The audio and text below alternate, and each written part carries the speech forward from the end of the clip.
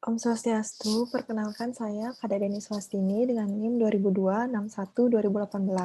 Saya sedang menjalani KKM Dokter Muda di Departemen Anestesiologi dan Terapi Intensif Fakultas Kedokteran Universitas Udayana RSUP Sanglah dalam periode 9 Agustus 2021 sampai 19 September 2021.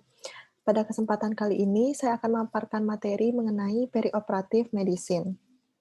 Jadi, apa sih perioperatif medicine itu? Jadi, perioperatif medicine adalah suatu multidisiplin ilmu yang berfokus pada perawatan pasien dari persiapan operasi sampai dengan pulih sepenuhnya, di luar dari tindakan operasi dan prosedur yang dijalankan.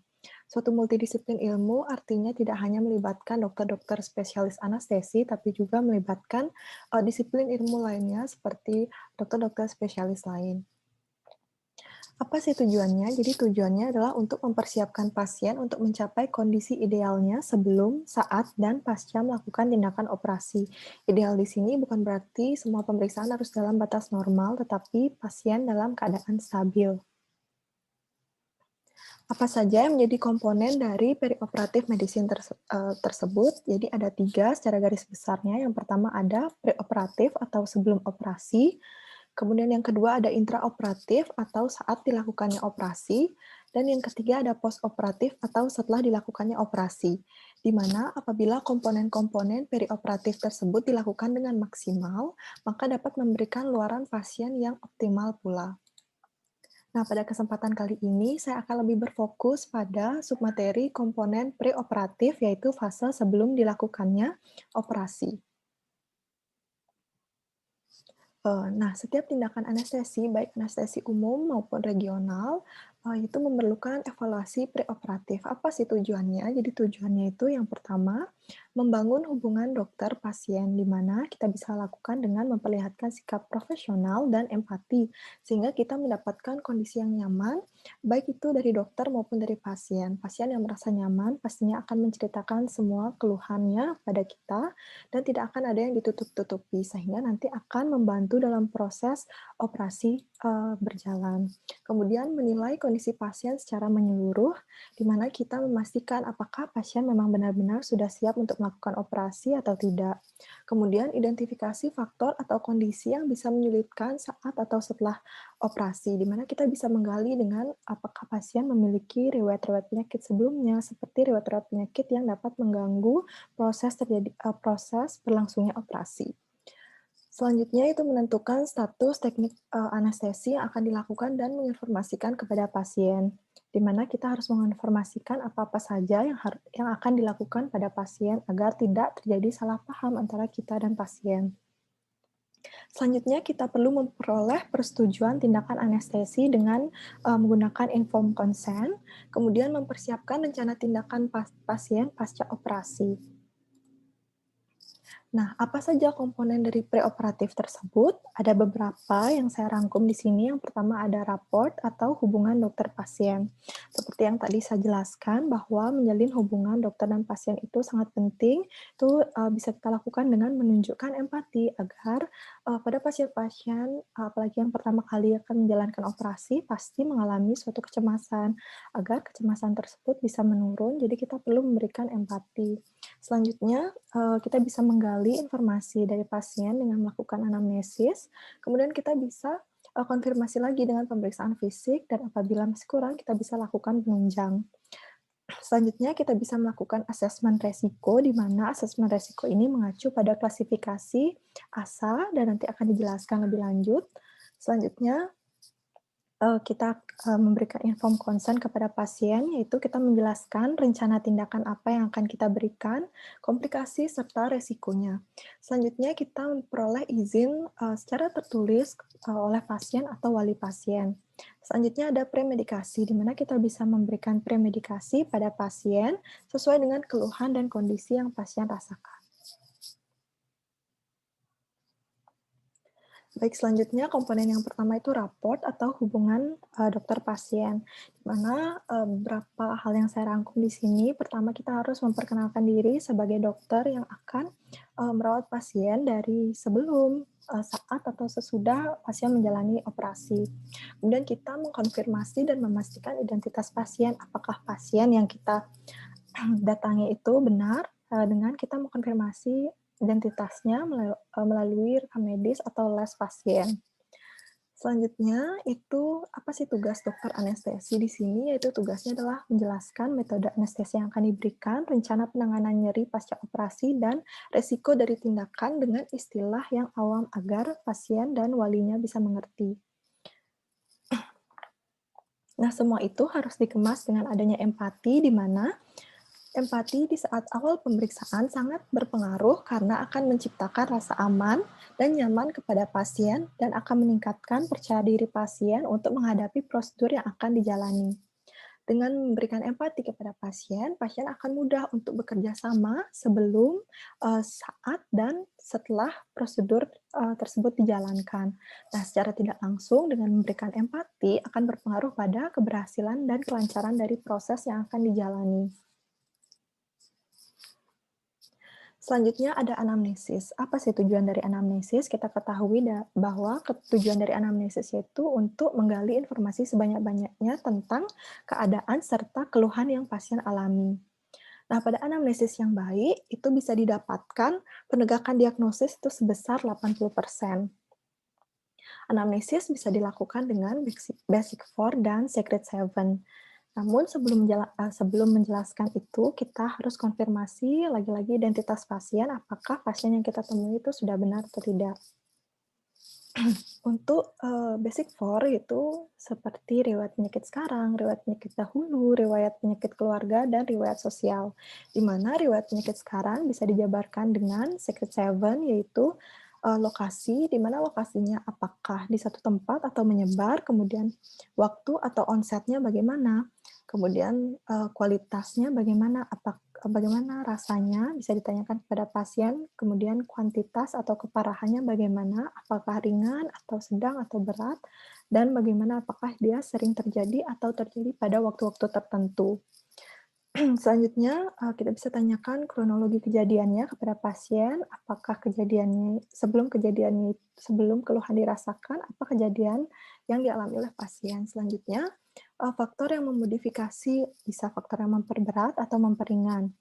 Kemudian bisa ditanyakan keluhan penyerta lainnya. Nah, untuk anamnesis sebelum melakukan operasi juga penting dilakukan untuk memastikan kembali keadaan dan keluhan yang pasien alami sesaat sebelum melakukan operasi. Hal yang penting ditanyakan yaitu terdiri dari riwayat penyakit sekarang, bisa ditanyakan apa keluhan pasien atas penyakitnya, apakah pasien merasakan adanya sesak, berdebar, mual muntah, BAK atau BAB yang sulit, atau keluhan lain terkait dengan penyakit yang dialami oleh pasien. Selanjutnya bisa ditanyakan juga riwayat penyakit dahulu pasien, apakah pasien memiliki riwayat penyakit penyerta seperti riwayat hipertensi, diabetes mellitus, riwayat asma, kejang, kemudian gagal ginjal atau penyakit jantung atau penyakit sistemik lainnya. Serta bisa ditanyakan apakah pasien mengalami atau pernah mengalami infeksi yang berkepanjangan. Selain dari penyakit penyerta, juga kita bisa tanyakan apakah pasien memiliki penyakit atau kelainan bawaan yang sudah dialami sejak lahir. Selanjutnya, dari riwayat penyakit keluarga, bisa kita tanya apakah di keluarga ada penyakit keturunan, yaitu penyakit genetik. Selanjutnya, bisa ditanyakan apakah di keluarga ada yang mengalami riwayat penyakit hipertensi, diabetes mellitus, penyakit jantung, atau ada yang mengalami keganasan yang mengarah ke kanker. Selanjutnya itu riwayat sosial dan riwayat penyakit lainnya. Di mana kita bisa tanyakan riwayat pengobatan pasien, apakah pasien ada mengonsumsi obat-obatan herbal atau non-herbal, kemudian apakah pasien ada pengobatan yang rutin atau jangka panjang, dan apakah pasien pernah mendapatkan obat anestesi sebelumnya atau tidak. Obat-obatan ini penting untuk kita ketahui untuk memilih obat anestesi apa yang akan kita berikan kepada pasien, karena di beberapa obat itu bisa menimbulkan interaksi yang merugikan pasien. Misalnya itu ada interaksi obat antara obat opioid dengan antikolinergik, di mana dia akan menurunkan motilitas gastrointestinal, di mana dia akan meningkatkan absorpsi obat yang diberikan secara peroral. Selanjutnya bisa kita tanyakan apakah pasien pernah mengalami operasi sebelumnya atau tidak. Apabila pernah, bisa kita tanyakan apakah operasinya ada mengalami komplikasi atau tidak, dan bisa ditanyakan anestesi yang diberikan apakah secara lokal, regional, ataupun secara general. Kemudian kita bisa tanyakan riwayat alergi pada pasien. Itu alergi obat, alergi makanan, atau ada drug intolerance, di mana alergi-alergi ini bisa kita tanyakan bagaimana reaksi tubuh pasien terhadap alergi yang terjadi. Apakah hanya kemerahan atau sampai gatal, atau mungkin ada yang sampai mata dan bibirnya bengkak, sampai sulit bernafas, atau bahkan sampai terjadinya shock. Dan juga kita bisa tanyakan obat-obatan apa yang diberikan pada saat alergi itu kambuh atau muncul. Selanjutnya, kita bisa tanyakan riwayat sosial seperti riwayat merokok dan alkohol. Pada pasien-pasien yang merokok, itu diketahui bahwa produksi sputum pada pasien itu akan meningkat sehingga diperlukan suction saat dilakukan anestesi umum. Di mana apabila operasi yang dijadwalkan itu masih lama, bisa kita minta untuk pasien berhenti merokok terlebih dahulu. Selanjutnya, riwayat alkohol, kita bisa tanyakan juga apakah pasien adalah pecandu alkohol atau tidak. Karena pada orang-orang yang mengkonsumsi alkohol, diketahui bahwa obat anestesi yang diberikan harus dosisnya lebih tinggi, sehingga nantinya akan membuat pasien lebih lama sadarnya, sehingga kita bisa meng-KIE atau memberikan edukasi kepada keluarga pasien agar tidak nanti terjadi salah paham kenapa pasiennya lama bangun. Selanjutnya, pada pasien-pasien perempuan, kita bisa tanyakan riwayat menstruasi atau riwayat kehamilannya, karena pada beberapa metode operasi, dapat membahayakan pada janin pasien. Selanjutnya, last oral intake atau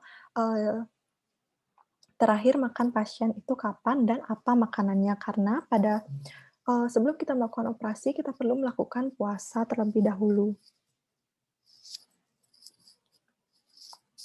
Selanjutnya, apabila kondisinya emergensi atau tidak memungkinkan kita melakukan anamnesis secara lengkap seperti tadi, apa yang bisa kita lakukan di anamnesis? Jadi anamnesis yang bisa kita lakukan yaitu anamnesis dengan EMPL. Untuk alergi, kita bisa tanyakan apabila pasien sadar, kita bisa melakukan autoanamnesis, atau apabila pasien tidak sadar, kita bisa lakukan heteroanamnesis. Itu kita bisa tanyakan apakah pasien memiliki alergi atau tidak.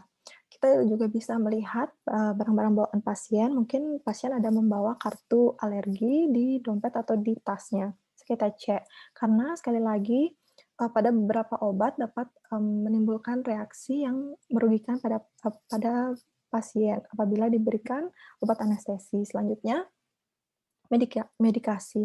Apakah pasien ada mengkonsumsi obat-obatan jangka panjang atau obat-obatan tertentu? Selanjutnya, untuk P, past illness atau pregnancy, di mana kita bisa tanyakan riwayat penyakit pasien terdahulu atau apakah pasien sedang hamil atau tidak. Selanjutnya, L atau last meal, kapan terakhir kali pasien makan dan apa jenis makanannya. Kemudian yang terakhir, event atau environment relating to injury, bagaimana injury pada pasien itu bisa terjadi. Baik, selanjutnya kita bisa melakukan pemeriksaan fisik kepada pasien, dari head to toe, dari kepala ke kaki pasien. Kita bisa memeriksa keadaan umum pasien, bagaimana vital sign-nya, kemudian pemeriksaan fisik umum, berat badan, tinggi badan, dan faktrel pada pasien-pasien anak atau pasien dengan penyakit bawaan. Di mana komponen-komponennya yaitu V, apakah ada vertebral abnormalities, A, apakah ada anal atresia, C, apakah ada cardiac defect, TE, apakah ada tracheal esophageal abnormalities, R, apakah ada renal abnormalities, dan L, apakah ada limb abnormalities. Selanjutnya, kita bisa melakukan asesmen pada RW pasien dengan pendekatan Lemon dan Malampati. Pertama, kita melakukan pemeriksaan keadaan umum dengan TTV, yaitu kita periksa nadi pasien apakah normal atau tidak, yaitu 60-120 kali per menit.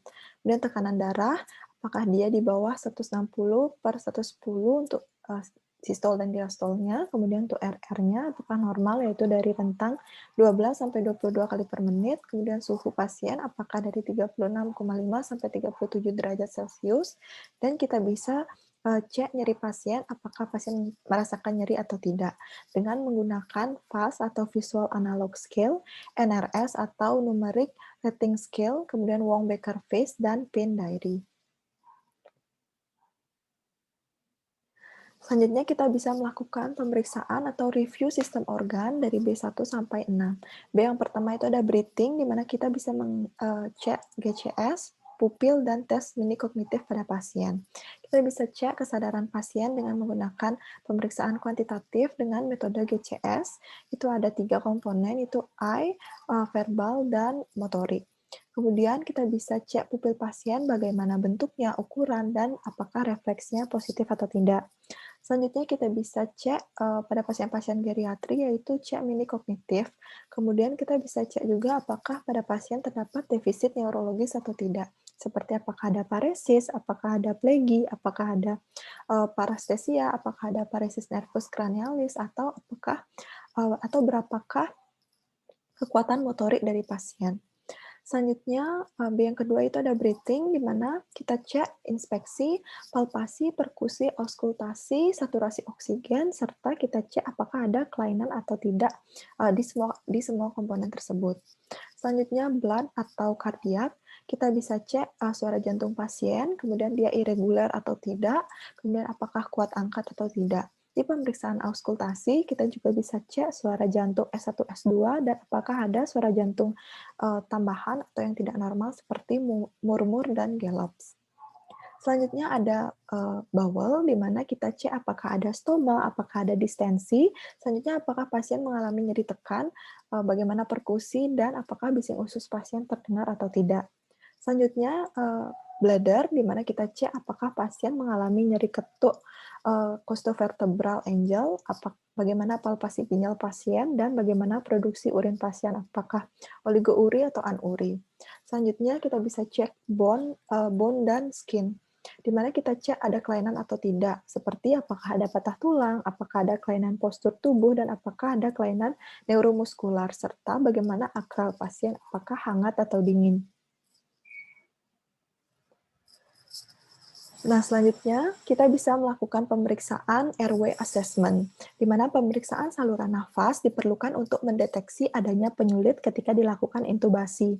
Pemeriksaan jalan nafas yang tepat dapat mencegah mortalitas dan morbiditas karena intubasi dan komplikasinya. Pemeriksaannya dapat dilakukan dengan pendekatan Lemon atau dengan look, evaluate, malampati, obstruction, dan neck. Hal-hal yang kita periksa, yang pertama itu ada L atau look extrimately, di mana kita melihat, kita lakukan inspeksi secara eksternal jalan nafas pasien. Hal-hal yang menandakan adanya jalan nafas yang sulit, yaitu yang pertama ada facial trauma. Jika ada facial trauma atau facial abnormal, kita bisa berikan skor 1. Kemudian mandibula yang kecil, kemudian jika ada kita berikan skor 1, kemudian apabila pasien mengalami ada lidah yang besar, kita bisa berikan skor 1, kemudian apabila pasien ada leher pendek atau bull neck, kita bisa berikan skor 1.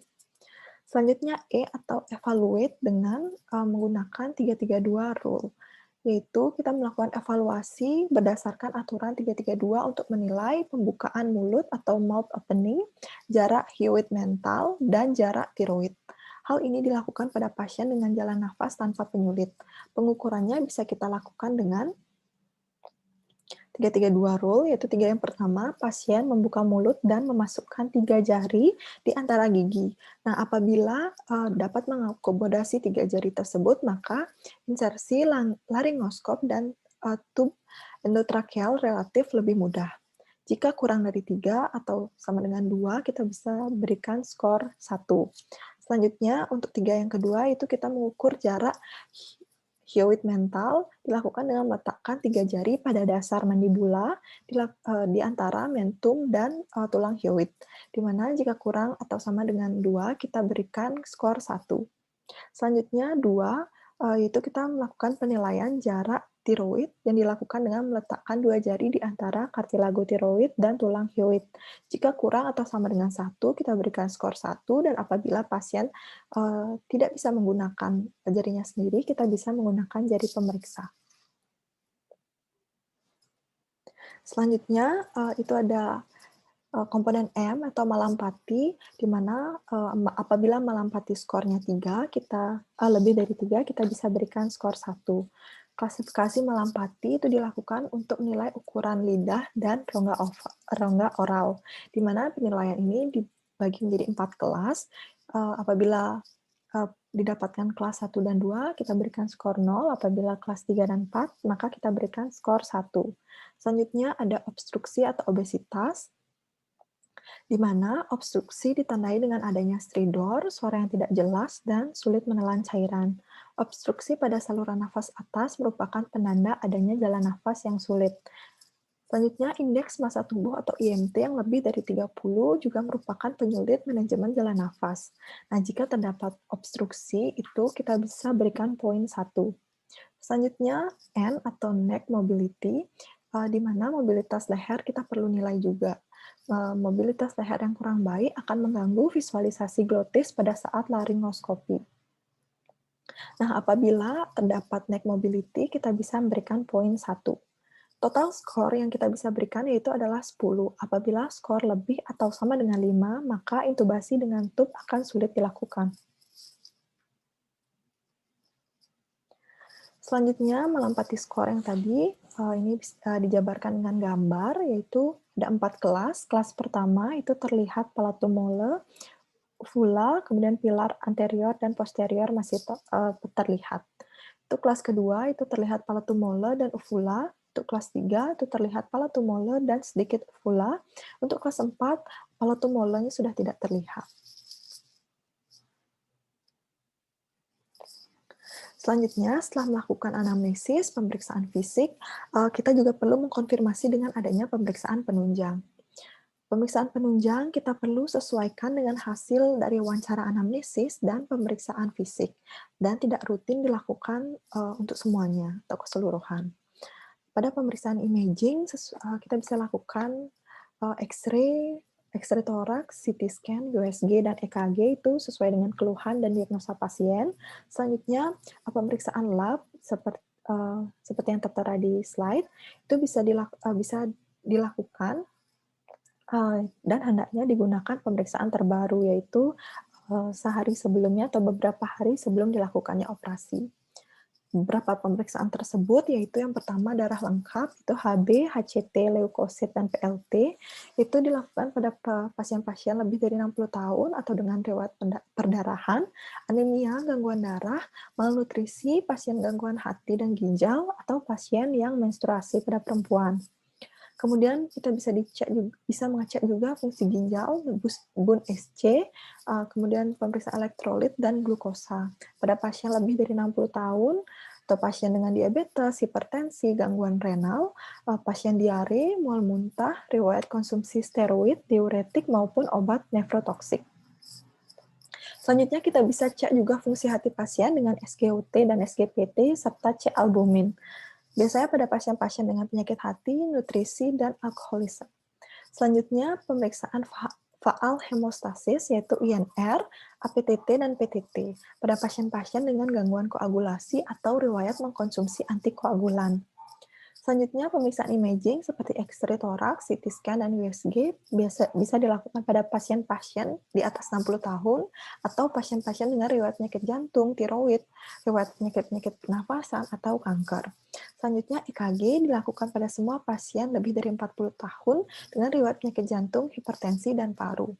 Untuk kondisi pandemi saat ini, pemeriksaan X-ray toraks sering dilakukan. Pada pasien-pasien curiga COVID-19, biasanya ditemukan adanya gambaran pneumonia. Selanjutnya, asesmen resiko itu menggunakan klasifikasi status ASA. Itu klasifikasi status fisik yang lazim digunakan untuk menilai kebugaran fisik seseorang yang berasal dari American Society of Anesthesiology atau ASA. Klasifikasi ASA itu ada 6. ASA 1 itu pasien dengan kondisi sehat, tidak ada penyakit lain selain penyakit yang akan dioperasi, di mana mortalitas perioperatifnya itu cukup rendah, itu 0,1%. Selanjutnya, ASA kelas 2 yaitu pasien dengan kelainan sistemik ringan seperti diabetes terkontrol, hipertensi terkontrol, dan obesitas. Itu mortalitas perioperatifnya itu sekitar 0,12%. Selanjutnya, ASA 3 yaitu pasien-pasien dengan penyakit sistemik sedang sampai berat. Yaitu yang menyebabkan adanya keterbatasan fungsional, seperti pada pasien-pasien angina, COPD, pasien infak miokard, di mana mortalitas perioperatifnya yaitu lebih tinggi, yaitu sekitar 1,8%. Selanjutnya, ASA 4 yaitu pasien dengan penyakit sistemik berat yang mengancam kehidupan, seperti pasien CHF atau pasien-pasien gagal ginjal. Itu mortalitas perioperatifnya sekitar 7,8%. Selanjutnya ada ASA 5, di mana pasien-pasien yang sekarat yang diperkirakan akan meninggal dalam 24 jam dengan atau tanpa tindakan operasi atau paliatif, atau pada pasien-pasien paliatif, di mana mortalitas perioperatifnya itu cukup tinggi, yaitu sebesar 9,4%. ASA 6 itu pasien dengan mati batang otak yang akan mendonorkan organ. Selanjutnya, pada kasus-kasus emergensi bisa ditambahkan huruf E pada setiap klasifikasinya. Misalnya, pada pasien dengan kondisi yang sehat dan tidak ada penyakit lain selain penyakit yang akan dioperasi, tetapi mengalami kondisi emergensi bisa diberikan status ASA 1 E. Selanjutnya, komponen informed consent, di mana ini merupakan form informed consent yang ada di RSUP Sanglah. Ini bisa kita lihat terdapat beberapa instruksi yang bisa diberikan itu dalam berupa list agar tidak ada yang terlewatkan oleh dokter anestesi. Kemudian ada informasi yang diberikan oleh dokter dan tanda tangan dari wali atau pasien yang kompeten.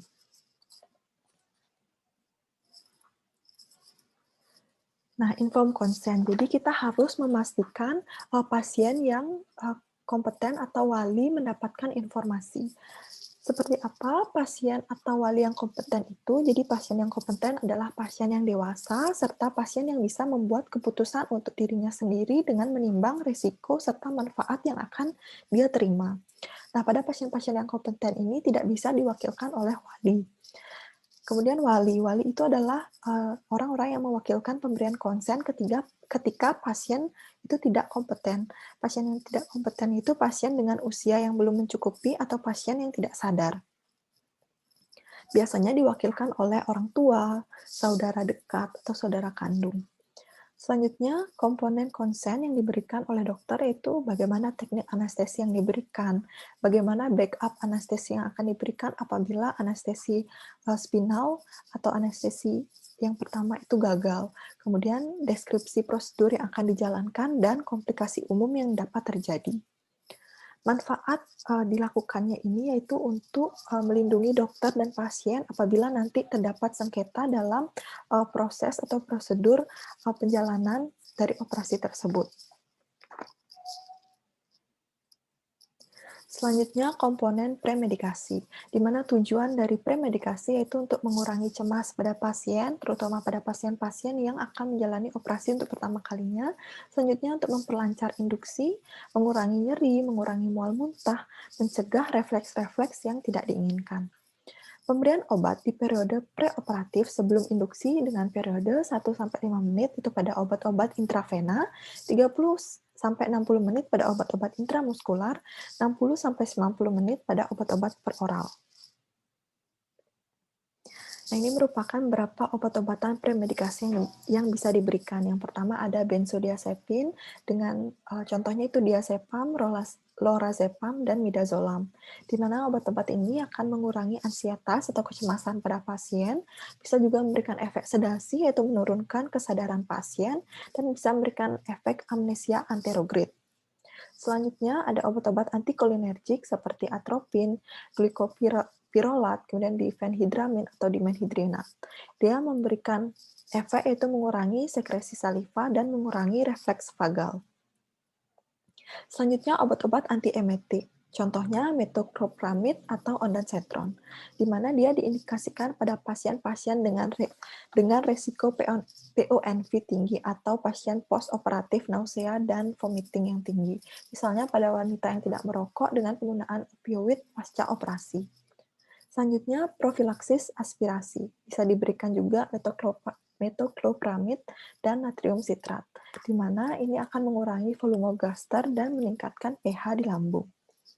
Selanjutnya bisa diberikan antihistamin, yaitu berupa H1 blocker untuk mencegah reaksi alergi yang bisa terjadi. Selanjutnya, opioid seperti fentanyl dan morfin, itu dia akan menumbuhkan respons simpatoadrenal dan bisa memberikan efek analgesi, yaitu penanganan nyeri preoperatif dan bisa memberikan efek sedasi. Selanjutnya, persiapan pasien saat sebelum melakukan operasi. Yang pertama ada pengosongan dan pembersihan saluran pencernaan, di mana pengosongan lambung sebelum anestesi penting untuk mencegah adanya aspirasi isi lambung karena regurgitasi dan muntah. Selanjutnya, untuk bahan-bahan makanan tersebut, misalnya seperti air mineral, itu minimal dilakukan puasa selama 2 jam. Kemudian air susu ibu, itu minimal dilakukan puasa itu 4 jam, kemudian susu formula bayi atau susu biasa itu minimal puasa 6 jam, dan makanan ringan minimal puasa 6 jam. Untuk makanan-makanan yang berat dan berlemak, juga makan makanan seperti daging, itu perlu penambahan waktu puasa itu bisa sepanjang 8 jam atau lebih. Namun, apabila kondisi tidak memungkinkan atau kondisi yang mendesak, bisa dilakukan cara lain yang bisa ditempuh, yaitu adalah menetralisir atau menetralkan asam lambung dengan memberi antasida atau antagonis reseptor H2 seperti ranitidin atau simetidin. Selanjutnya ada yang kedua, lepaskan gigi palsu, bulu mata palsu, cincin, gelang, atau pada pasien-pasien perempuan yang menggunakan make up bisa dihapus terlebih dahulu agar tidak mengganggu proses pemeriksaan selama anestesi berlangsung. Selanjutnya, kandung kemih juga harus kosong, bila perlu dilakukan kateterisasi. Selanjutnya, pemeriksaan fisik yang penting dapat diulang. Misalnya pada pasien-pasien siapa tahu terjadi adanya hipertensi yang mendadak, dehidrasi, atau serangan asma akut. Jadi bisa diulang pemeriksaan fisiknya untuk benar-benar memastikan apakah pasien sudah siap untuk melakukan operasi atau tidak. Selanjutnya, pemberian obat premedikasi seperti tadi bisa diberikan secara intramuskular atau oral yang dapat diberikan setengah sampai 1 jam sebelum dilakukan induksi anestesi atau beberapa menit bila diberikan secara intravena.